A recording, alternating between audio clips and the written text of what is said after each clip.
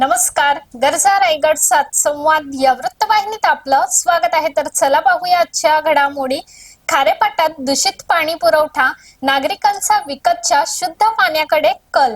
पेण तालुक्यातील खारेपाट परिसरात अपुऱ्या दाबाने आणि अनियमित होणाऱ्या पाणी पुरवठ्यामुळे नागरिक त्रस्त झाले आहेत. त्यातच नळाद्वारे व टँकरद्वारे मिळणारे पाणी अशुद्ध असल्याची तक्रार वारंवार पुढे येत असून त्यामुळे आरोग्याच्या समस्या निर्माण होण्याची शक्यता नाकारता येत नाही. या पार्श्वभूमीवर खारेपाटातील नागरिकांनी सुरक्षिततेचा पर्याय म्हणून विकतच्या शुद्ध पाण्याचा मोठ्या प्रमाणावर वापर सुरू केला आहे.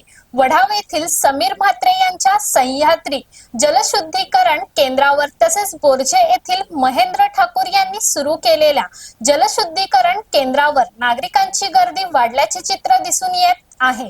या दोन्ही ठिकाणी सर्वसामान्यांना परवडेल या दराने शुद्ध पाणी उपलब्ध होत आहे. बाजारात मिळणाऱ्या पाण्याचा विचार करता आणि समीर म्हात्रे व महेंद्र ठाकूर यांच्या दूरदृष्टीतून साकारलेल्या जलशुद्धीकरण केंद्रामुळे सर्वसामान्यांना शुद्ध पाणी परवडत आहे. गेल्या वर्षी परिसरात साथीच्या आजारांनी डोकेवर काढल्याचा अनुभव लक्षात घेऊन यंदा नागरिकांनी अधिक सतर्क झाले आहेत. पाण्यामुळे आजार पसरतात याची जाणीव झाल्याने अनेक नागरिकांनी पिण्यासाठी फक्त शुद्ध पाणीच वापरण्याचा निर्णय घेतला आहे. नळ व टँकरच्या पाण्यावर अविश्वास दाखवत हे पाणी केवळ दैनंदिन वापरापुरतेच मर्यादित ठेवले जात आहे. एकंदरीत खारेपाटातील नागरिकांचे आरोग्य सध्या विकतच्या शुद्ध पाण्यावर अवलंबून असल्याचे चित्र आहे.